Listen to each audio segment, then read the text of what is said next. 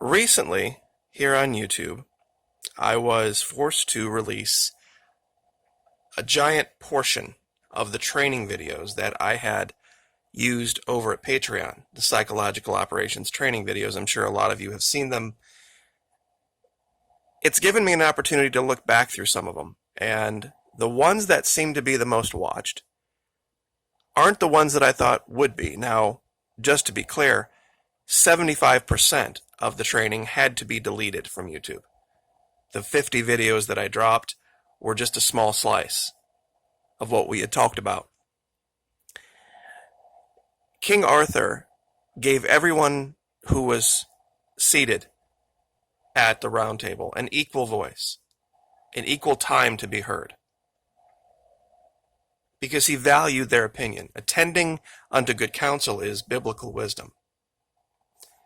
In today's video, we are going to analyze a piece of footage. It is one of the finest pieces of psychological operations video that I've ever seen. And by finest, I mean most easily identified. And it's a recent exchange between Stephanopoulos and Booker. Now, I know a lot of you are like, oh my God, that's nauseating. I know, it is. But know thy enemy. And make no mistake, the enemy in this country has two wings, has two faces. And they have most of us in a death sway. Every 8 years, one way. Every 8 years, the other. One side feeling put upon, feeling like they are the rebels, they are the ones that are going to overcome, and then it switches every 8 years. Back to the other group, and then they're in charge. Always the acceptance, though, that it has to be, that it must be one of these two captors, without any acknowledgement that there might be another way. Anyone who says anything to the contrary, the psychological operations are turned on them. Now, without any further delay, I would like to reveal real quick one of my own psychological operations that I put out in a poll. And it worked magnificently, and I'm going to lead with it today to show how this can be done and is done in the media all the time. Had to do with something that was said by our leader during the lighting of, quote, the tree. I put out a poll where I said, look at this clip, and our leader said that he was present, basically, stating that the wise men stood with us, quote unquote. Now, if he was present, shouldn't he have done something about the illegal nature of what was going on? And of course, everybody came and attacked and called me names, but in the question, I added a little bit of misinformation to see if anybody would fall for it, and they did. You see, they were violating the rule of law by not participating in the census, I wrote. Well, they did participate in the census. But throughout all of the responses, almost every other one, was that how can you nitpick the little things that Donald Trump may or may not say right? When you're a YouTuber with 100,000 plus subscribers, if you misspeak even a little bit, if you misconjugate a verb, if you miss a date, if you misidentify something, the first 100 comments you'll have within the first 2 minutes will be all about that mistake. So, just the hypocrisy I wanted to show. It's happened to me multiple times. There was a video that I misidentified miles and nautical miles. You'd have thought it was the end of the world. Another one I misidentified an EA6B Prowler for an EA8G Growler. And once again, and that's a very minor thing, but it was a huge deal. Now we're going to identify this, and it goes on throughout the entire media. This idea that we have only two choices, A or B, when this is the truth. If you are here on YouTube looking for truth, you found it. If not voting was a candidate in the last election, this would have been the results. The brownish tan? That's right. Texas, Missouri, Florida, Tennessee. There are more people registered to vote in your states that decided not to vote than voted for anyone. That's the case. That's the reality. The basic fundamental underpinning of all psychological operations run by the media can be boiled down to 24 cognitive biases and 24 logic fallacies. My students will know these by heart by now, hopefully. You must know your enemy. And if you're interested in learning, if you're interested in understanding how they have been able to do what they've done, this Stockholm Syndrome, this death sway, this capturing of the mind of the Northern American, continue to watch. The first psychological operation that occurs in the media always is this thing called the availability heuristic. Now, not a lot of people know what heuristic means. Heuristic is just a shortcut the brain uses to make decision-making easier. The availability heuristic just says that if it's in the news, it's everything that's happening, and it's the most important thing that's happening. Recent example, real quick, Antarctica, there was a plane crash. Oh, wait, Florida Maquis investigates Antarctica. Clearly he must want to talk about this. Absolutely not. Has nothing to do with what I'm looking at in Antarctica. Zero to do with it. Plane took off in Chile, and unfortunately something happened and lives are lost.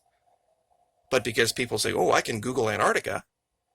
Oh, wait, yeah, this will be great. I'll just share this link. Literally hundreds of people did this.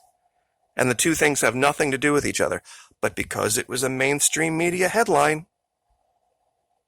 those who say, I don't watch the mainstream media, like clockwork, share it with me. Now, this is about a 3.5-minute clip. I'm going to speed it up 1.25, so not very long, but there are almost 5 different psychological dysphorias in this 5 minutes. Ready? Now let's bring in Senator Cory Booker from Iowa this morning.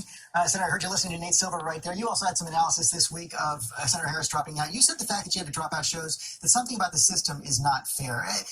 Unpack that for me a little bit. She started out with a bang at 20,000 people at her first rally, raised an awful lot of money early on, performed pretty well in the early debates, and only fell back when she stumbled in the campaign. So what is it about the system that caused her campaign to fail?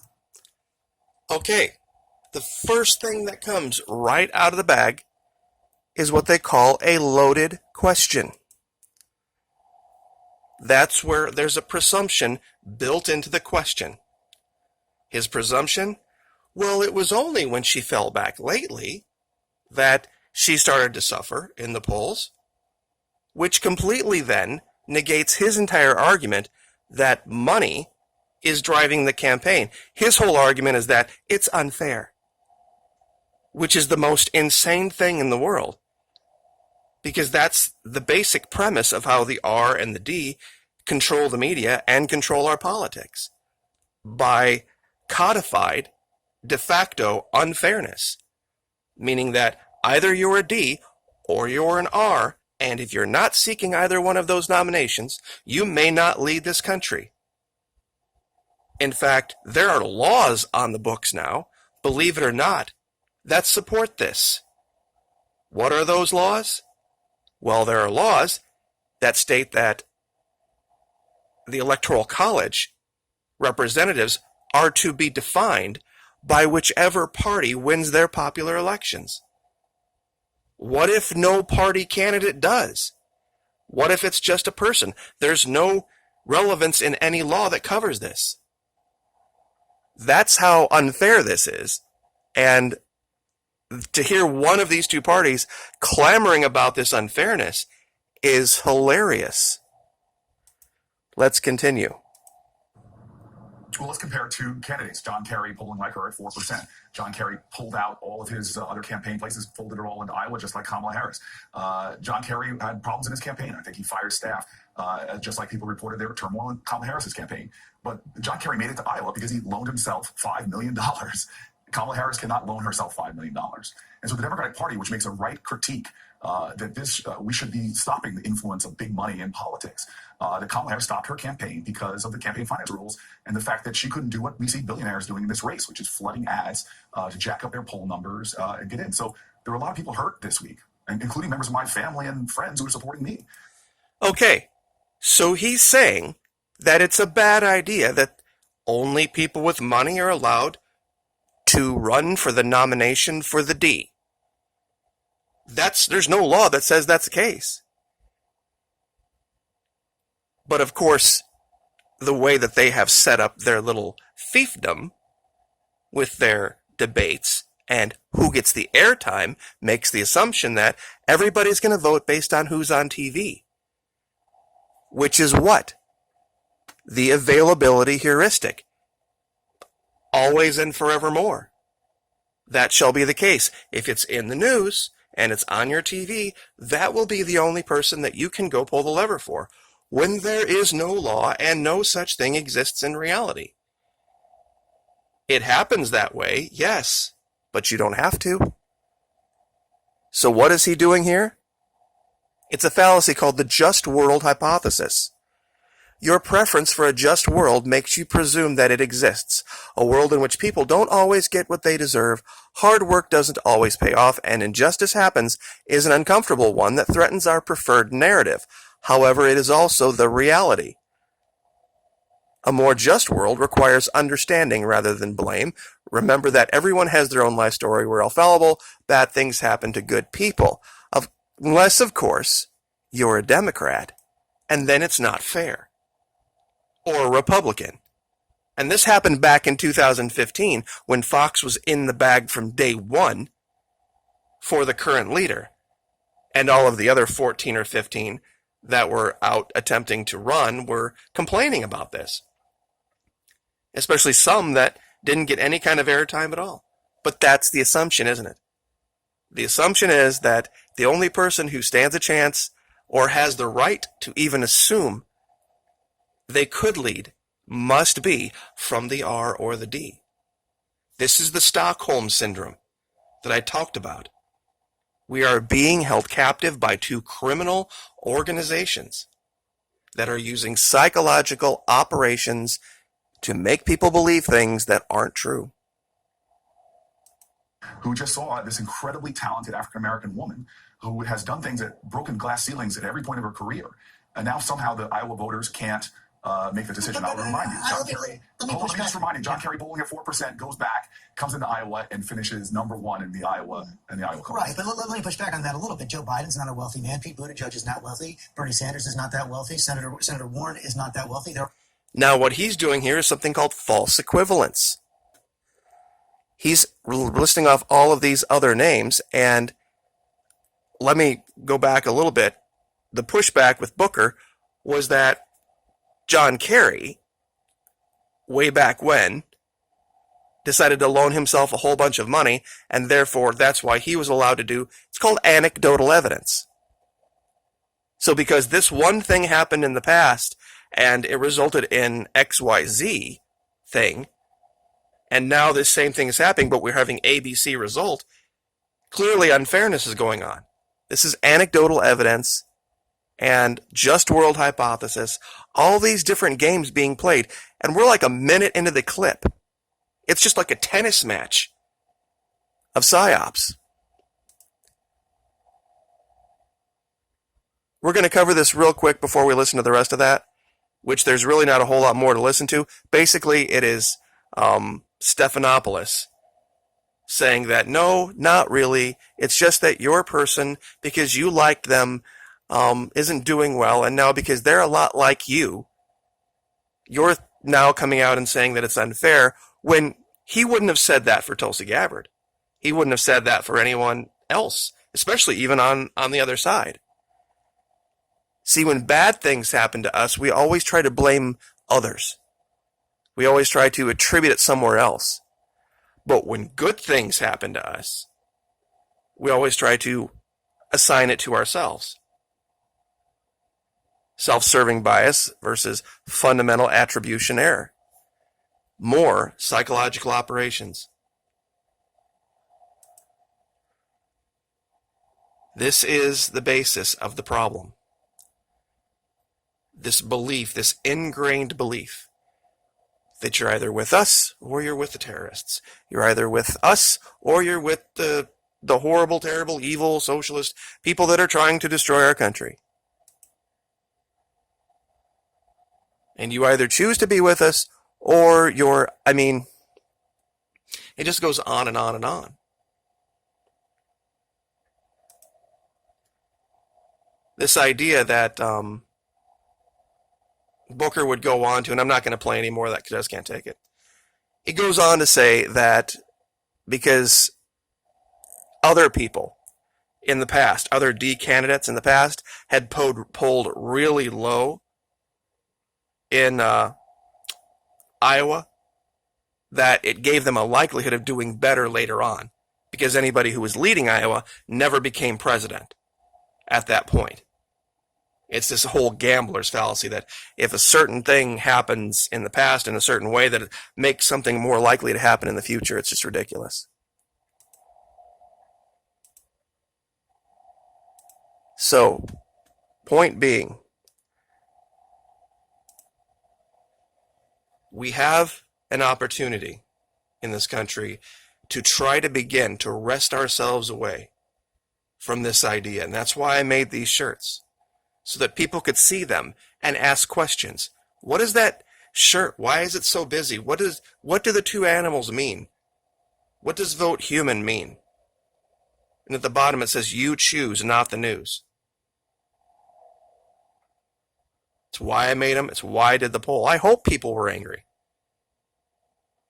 That was the whole point. Get people out of their comfort zone and asking questions about a Freemason Jesuit currently in the Oval Office who was supposedly some man of the people. And that the idea of the country doing so well because everybody is spending so much money at this satanic festival of lights that I'm not even going to use the word, the holiday season. That's all I'm going to say, because I'm not going to conflate the two things, the birth of our Lord and Savior and what's going on now. That's the basis for good. More money equals good. Better economy equals good. That's mammon worship. And you may not like it, but that's just the case. So, I will leave that there.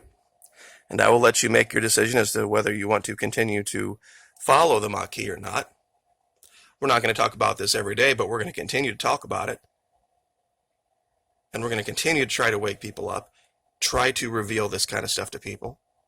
I'll put down in the first pinned comment 2 links to where you can get that giant poster that I showed of those 24 logical fallacies, 24 cognitive biases that make people believe things that aren't true, that the media uses every day, and especially going into soundbite season with the upcoming election.